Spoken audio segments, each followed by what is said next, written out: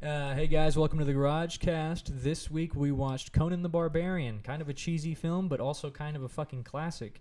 It's got Arnold Schwarzenegger. God damn it. That's the weirdest way I've ever said a word ever. It's okay, it's fine. It's got Arnold Schwarzenegger. In the meantime, can you hand me my water? Yeah, I absolutely. forgot to grab it before I sat down. Don't worry, You're Colin. keeping that part. Yeah, we're not cutting that. We're only putting it in the end. There's no editing in this, right? It just goes right out. It's cool. Even if we fuck up, it's still fun. Yeah. I guess I'll introduce you. We'll start to my immediate left. We've got a special guest, great guy, and Yeah. You're great.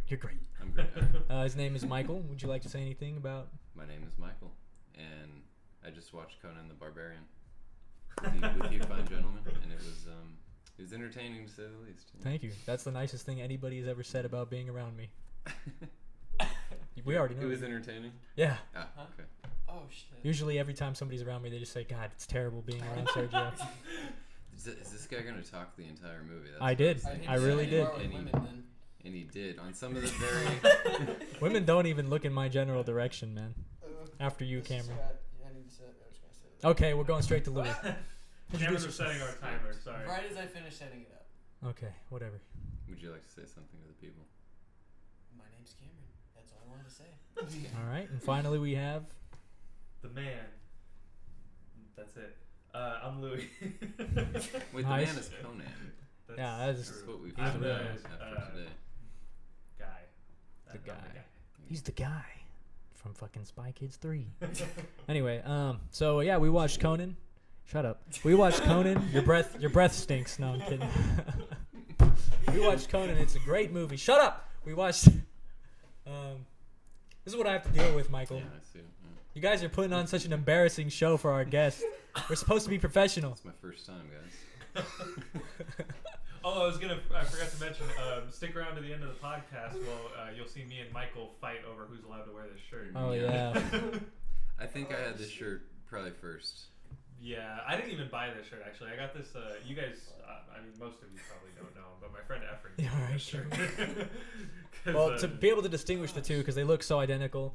This one's got one button, and that one's got all three buttons. Also, he's missing the. Oh, never mind. I also have a hole in mine. It shows its age. We have to get the camera all the way up here to see it. No, I was like, mine is older. All right, let's fucking get back to Conan, because I want to talk about this movie. That was your cue to laugh, guys. Now I sound like an asshole. Wait, you could edit that in later. You have the tracks, right? Yeah, he has the laugh I track. did download the laugh track.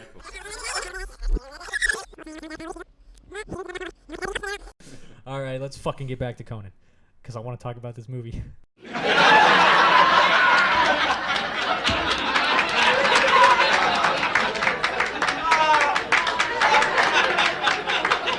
Yeah, Conan was. It stars Arnold Schwarzenegger. It's a film about Terminator?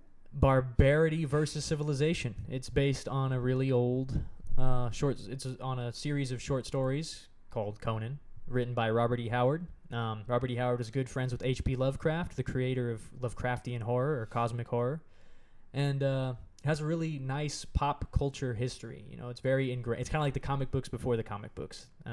Anyway, I guess we should just jump right into the film. It's really old. It's got cheesy combat. Really fucking 1982, I believe. Yeah, 1982. The most 80s moment in the whole movie is when the Valkyrie comes down. Yeah, seriously though. When his girlfriend comes down, when his we should get to that later. Yeah. That's the end of the spoilers. movie. That's spoilers. All right, well, I guess we should just start up straight up with how the film opens up. Hopefully you guys have seen it. It's relatively old. If you have seen it, whatever. We watched kind of like a director's cut version of the movie, so it adds some scenes, which I didn't even realize. I didn't even realize this was the director's cut version. And I kind of prefer the original, but this one adds more, so there's a little bit more layers and a little bit more substance to certain scenes. Yeah, Conan the Barbarian, widescreen collector's edition. Can't really tell from there, but the plastic's all fucked, so it looks like melted cheese or something. But anyway, yeah, go ahead, Louie. What was first on the agenda? Well, I want to talk about. I thought the universe is shown in a really interesting way. Being that I don't know a whole lot about the Conan universe, but I do. I've played the games, Conan Exile. Yeah. They have other games too, but Conan Exiles is the one we play. Yeah, I played that game, and I enjoy that game a lot. and most of what I learned from playing that game with Sergio, and then he's like, as I'm like building my little hut, he's like, "Oh, this Stygians God and the damn it. The Stygians and the Koth, yeah, the Sumerians." and I get a nice little, very interesting. I'm not trying to bash you, like a very interesting history lesson about Conan. A fake history lesson. Well, yeah. While I'm building my little fort and putting plants and shit down. And beating people with sticks over Yeah, the head exactly. and putting them on the wheel of pain. Essentially, though, the entire universe is... I think I mentioned this to you guys beforehand, where I was like talking about how when he created the universe, Robert E. Howard, it was kind of like a pseudo-historical. Like it took place... He, instead of like Lord of the Rings, which is kind of like fantasy world completely, although Lord of the Rings still takes place like thousands of years before, he kind of had this idea of like mid-history, you know, before recorded history, but after like, you know, the oldest ruins on the earth were found. So he kind of like, he created this fictional universe set in our universe where it's kind of believable, where magic is like, magic at one point existed back when the Atlanteans existed. I'm talking about geek shit. But essentially, the idea is that the universe... Atlanteans aren't real. Dude, that's a big question. That's a loaded question. We don't have time to unpack all that. It's true though. But yeah, essentially, it's just kind of like it's pseudo history. He created like history to. It's a fictional world that feels historical and it feels lived and it feels greater than it really is. You know. So yeah, what the fuck were we talking about? Just the universe in general. Oh yeah. One of the things like what I really liked about it is how it. Like you go through the film and it's kind of like confusing because it, well, I mean it would be confusing. I mean if because it goes through, you see all these things in the world and all these like different cultures that like interact with each other, that don't make any sense to be interacting with each other unless you know the universe of Conan. And so like one of the things that like stood out to me was like in certain parts of the movie, the armor that he was wearing was like a mix of like I pointed out like towards the end. Where he had like the chainmail, and then he had like the lamellar, and he had like the fur caps with the horns, and it was like Mongolian mixed with some type of like Celtic mixed with some type of. It was really interesting stuff. And although it's fictional armor, in other films, like you were saying, in other mediums, it would look fucking whack. Yeah, but in this movie, it works in this movie, and it's just interesting, and it's fun to look at. And then also just seeing the different like races of people interacting when they wouldn't normally, you know, and how everyone's kind of just like intermingled. You know? Yeah, it's true. And that's kind of how like early history really was with the Indo-Europeans and their ancestors. History lesson. This is welcome to the history cast. But I think one of the main things that I like was mentioning prior during the entire like while we were watching the film and being annoying was like this disparity between civilization and barbarity. You know, like normally when we think of civilization, we think civilization is like that's where the good is, that's where the morals are, you know. But like in reality, the way Conan does it is the opposite. Barbarity is where you find like true goodness in people. You know, you find an actual like willingness to like discuss and willingness to learn and whatever. Yeah, when you're a part of a society, or especially a society that's come far along where people can be very comfortable and relax a lot and kind of give in to all of their indulgences and what they want to do. It might lead to some very comfortable thinking and easy thinking. So we're doing some really fucked up shit. Yeah, which can lead to, you know, what we saw in the movie, which is, you know, snake cults and sacrifices and looking up to this like leader figure as an immortal who is omnipotent and has the power to do anything he wants. Societies can offer that chance for people to kind of take power over others exactly and control them. Whereas in barbarity, you can't really do that. You know, you need to work together to survive. Well, there was an interesting thing that you said during the movie about how like before like there were like big cities and big societies and things like that. Civilization, wicked and evil. Yeah, that people's morals were more so based on like are ancient and wicked. Well, like the group that they're part of. You know what I mean? So like Conan, had he lived his life in the little village. Oh yeah, I mentioned that with the Sumerians and all that stuff. His morals would be very different from a village that's just a few miles away. Yeah. Based on the culture of those villages. Right. Their morals are relative. Yeah. And I think that's something that's really interesting because then that I feel like that's what kind of would balance it, you know, in terms of like these people might be like like snake worshippers, but there's only a few of them, and these people might be like holy Christians, but there's only a few of them, and these people might be atheists, but there's only a few of them, and then they're just kind of constantly balanced out. Whereas when you have one giant religion or group, they just kind of trample over. And like you mentioned a while back, like Thulsa Doom is like a character that's like immortal, but he's like exploiting that immortality to use these people that are looking for something to bend them to his will. And he's creating kind of a myth of himself. Like he's showing people these magical things he can do, which might be parlor tricks. To him, it might be an understanding he has that he's noticed that nobody else understands this, so I can use it to take control and influence. Have these people do whatever we want. And he talks about the steel and flesh and how flesh is more powerful than steel.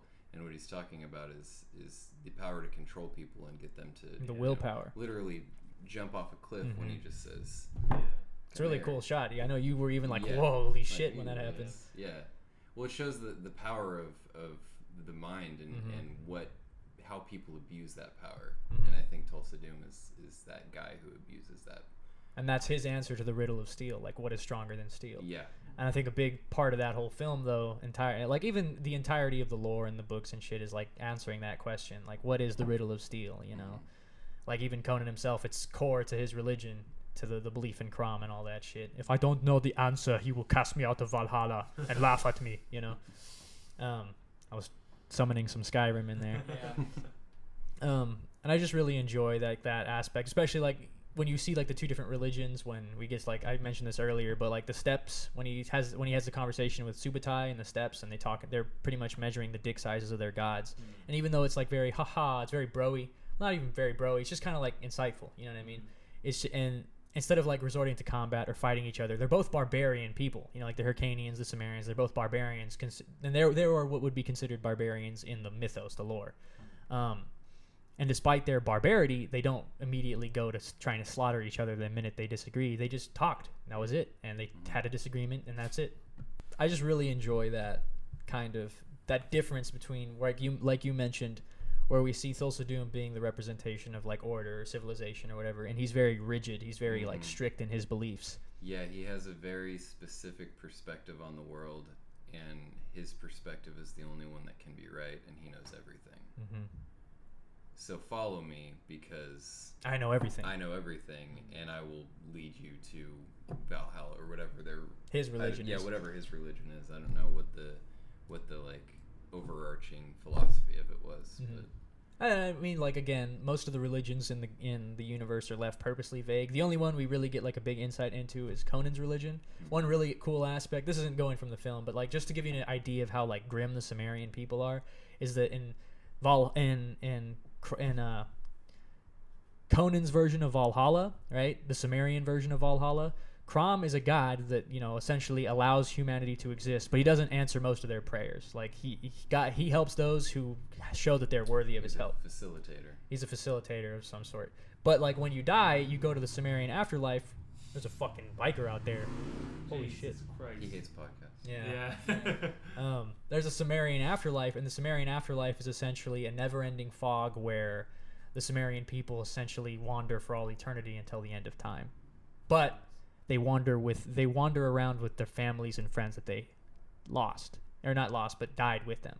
So you're in a grim landscape, but you have your pack, you have your companions with you. That's the idea, you know. So just to give you an idea of like the cultural mindset that Robert E. Howard created for these fictional people. But what the fuck was I talking about? We were talking about morality. But yeah, it's just really nice to see I don't know if you noticed, but our fucking podcast, we kind of bounce left and right from things, so it's difficult to try and stay on track. Yeah, we go off on tangents, all of us do. So, what about how do you guys feel about the characters in the movie? Because we were talking about that. Yeah, we were talking during the movie. We were talking about me and Cameron didn't really like. Jesus Christ, dude, fuck off. Me and Cameron didn't really like the love interest character. Yeah, I can't even remember her name. Look it That's up. That's how unimportant she was. I know her name, but I'm having trouble remembering That's it. how unimportant she was. Just sums it up pretty quick. And when I say we didn't like that character, I don't mean we didn't like her character because her character was was Bad in or the bitch. sense that we weren't supposed to like her and that like the character was played well. It was just like she kind of felt Valeria? unnecessary. Valeria, yeah, Valeria. I thought she served a good Yeah. function in terms of Conan's kind of because Conan's kind of grappling with this idea of, you know, should I fulfill this destiny? Like it's really hard to do this, and I could go back and I could just be with this woman and kind of settle down. And I think that's a good parallel for modern, you know, Civilization or whatever. yeah, modern relationships and what we should do with our lives and all this stuff. But it kind of brings this quandary for Conan, and it kind of shows us who he is as a character based on the decision he makes. Is his Staying with her or is his- going? Yeah, is his destiny stronger in his brain to where he must get revenge and he must, you know, save people from this omnipotent power? Or should he just throw that all away and search for happiness with a mate? Mm-hmm. Which, as we find, Conan, you know, makes the fun decision, the fun yeah. adventure decision, Yeah. because, you know, we It's a don't big want to see aspect. Conan with a white picket fence. That's kind of boring. And also, it'd be the opposite of like the whole idea of the story. Oh, nobody would. Just imagine him pushing a That'd be a lawnmower. great comedy, though. Yeah, sitcom. That'd be a great Sitcom, yeah. whole like spin-off. I could just well, never mind. It reminds me of that scene in Step Brothers where the dude's mowing the lawn in an SS uniform. Except so I'm funny. imagining Conan instead. Hi, neighbors. Hey Yeah. neighbors. Hey neighbors. Zeke Kyle. It's funny. But anyways, okay, so back to that. I feel like back to the fuck, what was her name? Valeria. Valeria. Back to Valeria's character. I feel like that's kind of why I didn't like her is because to me she felt more like a plot device or a character device rather than an actual character herself. Just to get Conan to where To he needs stay. to go. Yeah. So you think if they spent a little bit more time with her, that we could have gotten Yeah, some if any attachment? Any of the characters, then I would have cared more. Well, to be fair though, the way Valeria is, they're thieves. I don't really imagine that Valeria actually imagines. Oh fuck! That was redundant. But I don't think that she actually wants to settle down. Like, you know, like actually Yeah, get a she's place. an adventurer She's an too. adventurer too. Yeah.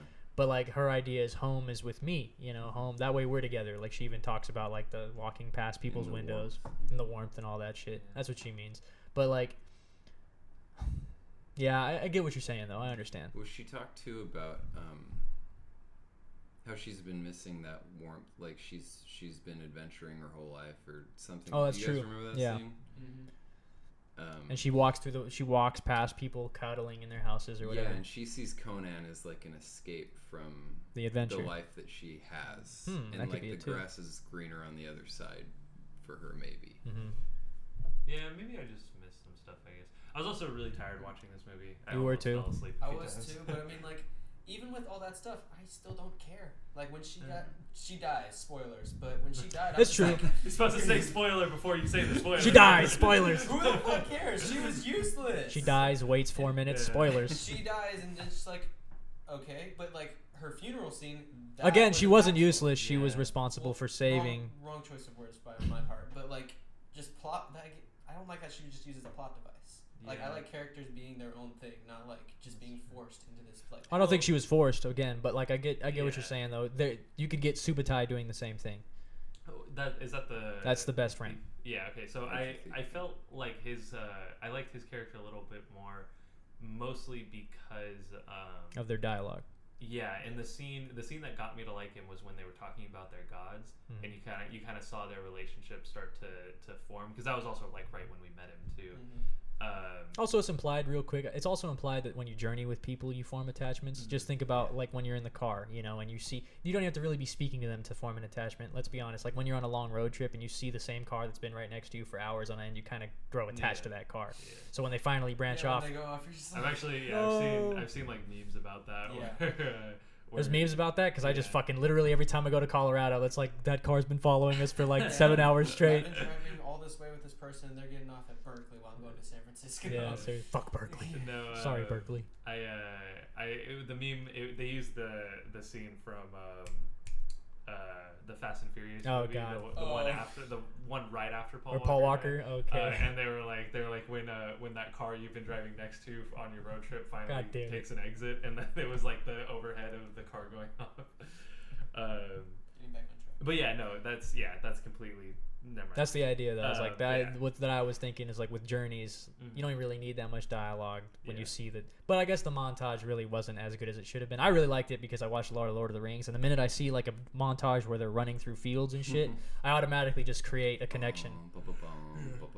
Ba-ba-bum, ba-da-dum, bum. You guys never seen Lord of the Rings? These fucking these fucking bums. I Um, never chose to. And So I did I think it might have just been too that because I was awake when we Mhm. met Subutai? Yeah, Subtai, when we met his character, and I was a lot more. I think I was a lot more sleepy when we met Valeria's character, so it might have just been a thing that I missed some stuff. But I don't know. I just remember I didn't expect her to die because typically movies like this. Conan died. I didn't have any hopes for her. Anyways, typically in movies like this, when there's a character that the audience gets attached to that isn't the main character, that character is pretty much just signed their death sentence because typically that's what happens. Like at either towards the beginning of the movie or towards the end of the movie, that character is going to die, and it's going to give the main character motivation, which I guess is just a plot device for that character. But the reason you get attached to that character is because they are their own character. You know what I mean? I still liked her though because she was badass. I mean, Well, Yeah, she was. no doubt She about was that. she was the only female character in that movie that was actually doing things. That's true. Yeah. And I think that's something with movies like 80s, this, like the action adventure macho movies, is that it's a bunch of men writing female characters. That's So they're usually not very well represented, and they're usually objectified, like a lot of the women in that movie That's true. kind of were. Yeah. But I mean, signs of the time, like Yeah, it that far was also back, the like 80s, that's. Well, I mean, also like the time period that Conan is in. Yeah, that's Women true, were treated too, very, Very terribly poorly, in yeah.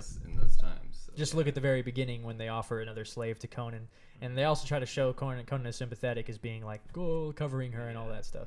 But then takes it off immediately after. Well, because he Yeah, still wants to right. bang, damn. But he's not gonna He hurt just her. wants them not to see. Yeah, all the- exactly. So okay. He's a red-blooded man. I'm just playing.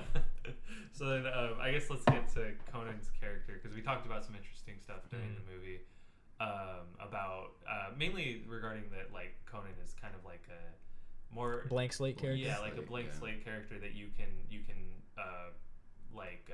Project your own yourself. emotions onto. Yeah, you project yourself on. It's a kind of direct- like a video game character. It's a direct, like I was saying, it's a direct kind of like reference to like the original stories that Robert E. Howard wrote, where they were kind of like short stories where Conan still spoke, but it was always stuff that was very like simple, and it was like stuff that young adults could like identify with and feel like they were going on this crazy adventure. You And know? he doesn't have much dialogue. Yeah. Yeah. Though we do get some in the extra scenes where we actually see an idea of what he was feeling, but that wasn't in the original cut. So like, yeah, Take it with kind of a grain reminds salt. me. You know, in Legend of Zelda, Link Link. is a blank slate. Mhm. you can literally change his name. Yeah, and he never talks. Yeah. Yeah. Well, that's also a video game. Video games Master are, Chief. Yeah. Video games are more so designed to. They were. There's a reason video game movies are bad. It's because Yeah, or typically the bad. characters, yeah. It's because you're supposed to Feel like you project are the yourself- character. Yeah, you project yourself onto the main character, Yeah. and then you choose what you think that character is thinking and how that character feels about these things. It's weird for movies to do this, but it does it really well with Conan. Yeah, but then the problem with video game movies is you do that, and then you try and create a character for the movie, and then people go and watch the movie, and everyone has a different idea of what that main character Should have is been. supposed to be. Yeah, that's And then- that's really crazy. Yeah. So that's why video game movies are never good, and it's not. I mean, Could there be might one unless the video game is like an Uncharted. Yeah, Uncharted would make a good movie, but I still don't want to see that made Me into neither. a movie. It's a video game. And that's But it. like, Especially not Sorry. starring Mark Wahlberg. yeah, please God, no. We were talking about the Max Yeah, Payne Max movie. Payne, you already ruined one. Let's, Yeah. Please no. let's stop with the Mark. No, all right. Just to all the Hollywood executives, if you're gonna make an Uncharted movie, Yeah, they're do watching it with this. Nathan Fillion. Yes, please. Because Yes. there was already a short film with him in it, and he Absolutely. did it really well. Holy fuck. No, Nathan Fillion can He's do still anything alright. he wants. Yeah, and I mean you can just do an older. Nathan Drake has white hair in the fourth Uncharted game, so Nathan Fillion, I mean, even if he was older, he could still do it. Mhm. You know. Harrison Ford could be Sully, Harrison Ford could be Sully. Jesus. except he'd need a lot more white. Sorry, I blinked out. Yeah. That's cool. He was too busy listening I to love your Louie. enthusiasm. No, Harrison Ford. That would actually. I wouldn't mind an Uncharted movie with Harrison Ford as Sully and Nathan Fillion as Nathan Drake.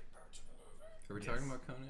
Yeah. Yeah. God damn. Hey, they take place in the same universe. But anyway, yeah, technically. we were talking about how Conan's like emotions get,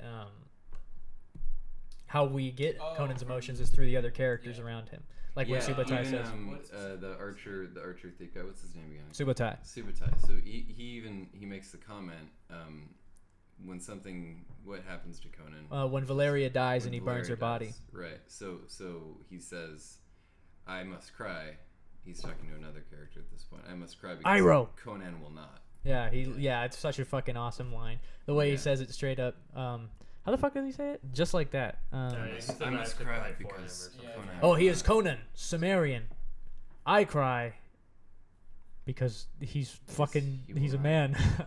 Well, in because he will not or some Yeah, shit. yeah. I think I made the point during the movie that Conan, he has no room for Mhm. the highs and lows of emotion. He Yeah. has to stay on baseline at all times because what he's required to do and the purpose that he's been filled with by his dad and by Tulsa Doom. Both his fathers He in a way. has to go forth with no distractions. Mm-hmm. So he needs his companions to feel his Emotion. highs and lows and be able to, which makes his companions strong in their own right, strong in a different way that Conan is not. Yeah. Because they have to, they're kind of beasts of burden. They have to carry with them His emotions. his baggage. And it works really well, especially when you notice that too. That was really Yeah. fucking. It was really nice. Yeah. I was gonna say something about Conan's character and it just left my mind right now. Civilization is evil, debauchery, lust. Yeah, I guess I don't know. I don't feel like well, no, I guess it does. I was gonna say the movie depicts it in a way that is kind of strange because like it's the theme is like that civilization is bad and it constantly is like hitting that over and over again and reiterates it in different ways. Jesus, how many motorcycles are out there That's a tonight? car. It's the whole gang. Oh, I guess it is a car. It's burning up probably. Yeah. Anyways, and then at the end, Conan cuts off the evil guy's head and then like Badass slinky scene. yeah, throws it down the stairs like it's Slinky. And then Jim Carrey showed up. It was really weird. Fucking love it. And And he just went, ah. but that doesn't like it's intended to show like barbarity because like there's nothing more barbaric than cutting off someone's head and holding Yeah, that's what I even mentioned it while we were watching the movie. Yeah. What's more barbaric than the classic? yeah Mm-hmm. know? But it doesn't show it in like a positive light in that sense other than the only positive thing about it is that he's killing the bad guy. But other than that, it's not done in like a graceful. It's more. That's the whole point, though, is that it's more. It's good. It's brutal. It's moral from Conan's perspective. Yeah, I guess Three it's true. Yeah. cuts. It was 3 cuts, right? Yeah, because he hit him on one side, then Yeah, the other, and there's- then the final one Yeah. is through his neck. It's fucking awesome. was Oh, very we talk about the gore real quick before we run out of time. 2 minutes. Yeah, the Great, gore was great cool. effects. Yeah. Especially for a movie full of practical effects, even like with the cheesy little animations and stuff, it still feels really like The animations weren't as bad the- as I thought they would be. Because you said Yeah. they were like hand drawn or something like that. they That was- were, and It it's fucking definitely- cool. Well, for But their time. for their time, it's Yeah. great. You That's know, what I It definitely was noticeable, but not distracting. Mhm. Yeah. It didn't take me out of. I'm glad the you story. guys were open to it actually, There because I was was- worried you guys were gonna fucking trash it. Well, no, because there was one part where like they were trying to take the spirits or whatever, were trying to take Yeah. Conan away, and I was just like, what the fuck is happening? Because I couldn't The- make out what was going on. The only thing about it was the acting. The acting was not. Yeah, fine. it's hard when you're attacked. This is before the days of Yeah. mocap where you Yeah. actually just They're swing just, at like, random shit. swinging in the air. Yeah. We'll go off of what you. But they used. animated based on how they were Yeah, striking, yeah, which is Yes, cool. Which is Mm. they did perfectly. But there were points where like they did the animation, and it almost kind of like okay, so for the when Conan dies, and Valeria is like pulling on his body, and then one of the ghosts like wraps his arms around her and then tries to pull her off. She like it wasn't that she reacted late. She just reacted how she was supposed to. But then I guess the animator must have just drawn Fucked it up a early. bit. Yeah, because the ghost literally like yanks and then flies away, and then she falls backwards. It's one of the many things that contributes to Conan's reputation. Like bad. It's always been seen as a movie that's like so bad that it's good, but I've never seen it that way. You know, like I watched it before the nostalgia train or whatever the fuck, and I always just saw it for what it was, as if I watched it back in the 80s. It was a movie that was just simply good, you know. Whereas in comparison, a movie like Sharknado is purposely bad to be good, you know. Conan there was a lot of passion that went into it. It's I'm not. so glad you It's compared not. Conan to Sharknado. It's not bad, it's just cheesy.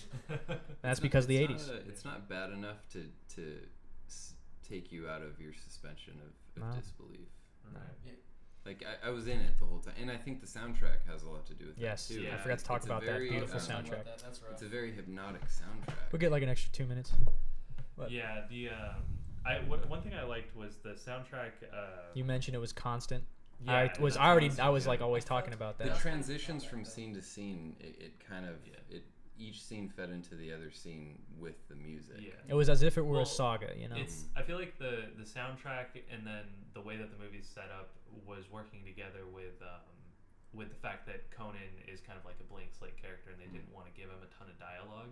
So That's one thing of the movie is there isn't a lot of dialogue. yeah. Mhm. So it's probably 80% of the movie is just visuals and music, which isn't a bad thing. It's great. It's a good thing if it's done well. I mean, was if it's done just well. if it's just random visuals that don't mean anything, then obviously it's garbage. But French films? No, I'm kidding. There's a lot of great But- French films. But I mean, like they were telling a story with the visuals, Mhm. which is the whole thing with movies is it's visual storytelling Mhm. devices. And then they were using the music to emphasize it. Like I mentioned again from the game, they take the main Conan theme and they just throw it on the. It doesn't do its service. Yeah, they throw it on the home menu of the video game, and it's fine. The song's fine.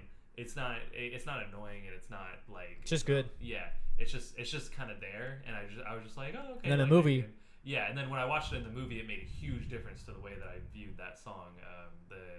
It was just like the way it was used. In the film was like, Come on, bro. I gotta beatbox the shit out of this. So you humming it during the movie was not entertaining. I'm sorry. It's a habit every time I hear it. uh, It's a side effect of ADD, man. and so yeah, I really enjoyed that for the soundtrack aspect of it, and then also how it works with the film. Because one thing that I really like in films is when music works with the visuals. And when it's unique, the whole entire soundtrack is pretty unique. You know what I'm saying? Yeah. Well, I also like when they take like songs that are just songs that aren't written for The film? and they work with Yeah, the film. that's true, Like too. I really liked like Baby Driver, how they used the soundtrack in Baby Driver. But that's also just because Edgar Wright is Edgar Wright. Oh, by the way, the director and writer of this movie is John Milius. John Milius. Did you not say this? No, John Milius. I should have mentioned that earlier on. I could've sworn you said Take this part and put it at the beginning, quick. John Milius wrote Apocalypse Now, which is one of the greatest films of all time. And he also wrote it with Oliver Stone, who directed Platoon, Alexander, Born on the 4th of July, and a bunch of other fucking movies. Anyway, we were talking about something. Well, I think that about sums up everything because we ran out of time anyways. So. Yeah. Let me just summarize. So the film is pretty.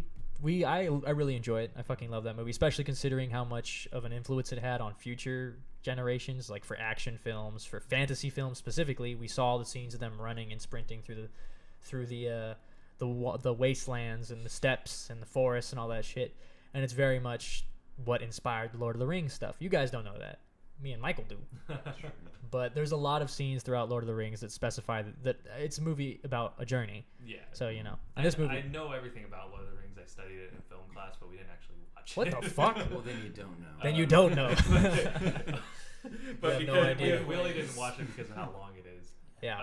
They are pretty long. Yeah, and the class was 3 hours already, and so we didn't have time for it. That's just enough time for Lord of the Rings. 3 hours. Yeah, but we have to You talk gotta do about it, it. yeah. Yeah, she didn't want My class, we literally. Never mind. I don't want to talk bad about my history, my film teacher, because he was awesome. Anyway. He's like a short, skinny Albert Einstein. One thing I want to talk about before we go with the film is Arnold Schwarzenegger. I don't usually like him You said you were going to take the movie seriously. Yeah, I said from the beginning, I was like, I'm not going to be able to take this movie seriously because it's Arnold Schwarzenegger and I can't do that. And at the beginning, it was fucking with me a lot. Especially it's his first movie. He's very raw in this movie. He gets better in his sci-fi stuff. There's a Terminator. There's a scene where he first falls into that old shrine. Yeah, and he does that, and you can tell that it not only is it bad, but you can tell that it's or not bad, but not only does it like take me out of it, but you can tell that it was dubbed over later. And he like falls backward, and he's just like and I was just sitting there like. Fucking Arnold. It's hilarious, man. It's great too if you think about him like in the recording studio. Yeah. All right, Arnold, we gotta get these audio clips done. And he's just like sitting there. But then by the end of the movie, it wasn't bothering me. Yeah, that's what I'm saying. I was enjoying the movie and I was enjoying. Once you look past all those cheesy aspects of the film, those 80s influences, then it really becomes an enjoyable action film. And I've said this before. I've said it to you guys, but I'll mention it now. I've always seen Conan as a bit of an art house film disguised as an action adventure film. Period. Some big ideas in it. There really is, and it's not. The sequel completely cuts out that entire like thematic moral aspect and makes it a movie that's just straight up action and shit. And it's like it loses a lot of like the visual luster and a lot of like the cool scenes that you get, and the dialogue loses a lot of its like meaning, and there just really aren't any crazy like moments in the sequel. And the sequel's good too if you just want to watch Fast and the Furious, you know. Yeah. Well, I mean, in this movie, I agree with that because, like, in this movie, there's all kinds of like symbolic things, like I mean, the fucking. And it's slower paced. Yeah, the fucking villains are snakes. Like, yeah. Like there's so much shit you could talk about just with that, but that one's like super obvious. But there's just stuff like that is scattered throughout the whole film. And the fact that the main villain can actually turn into a snake is like a whole nother thing. He's a fucking immortal, man. Yeah. How about those snake effects? Oh, you're talking about the mask. Very impressive. That's what I was saying. And the giant snakes when he stabbed it and put it up against the wall, and the dude shot the arrows at it. You were really liking the arrow shot stuff. Yeah, that was great. Skyrim, all my characters are arrow guys, but yeah, I thought the effects. It looked like they got like a just leave that one. Snake to actually do it all. But it's okay. We're wrapping it up, so we don't need that one. Yeah, I agree with you completely. Yeah. The snake stuff, especially like when they were pushing the snake through the mask to fucking. That's how they did the scene, by the way. But like the part where his face is slowly elongating, the Doom scene, great, and he turns into a snake.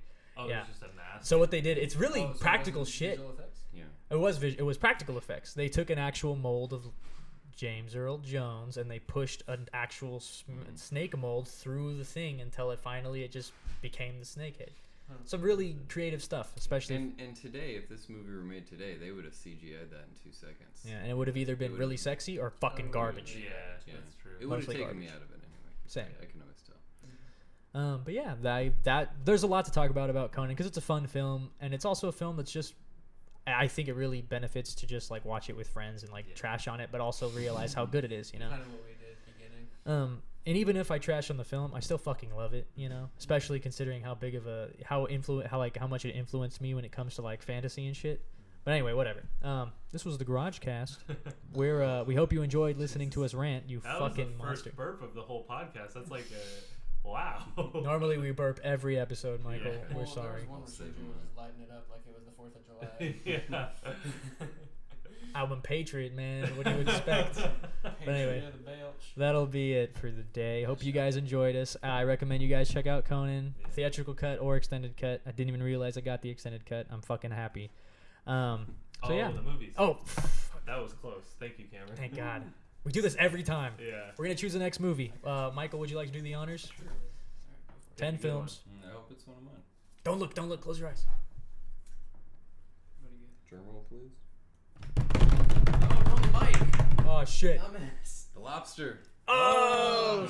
Another Colin Farrell movie. Fuck yeah. All right, that'll be it. Mind fuck. Hope you guys had fun. We'll see you on the next GarageCast.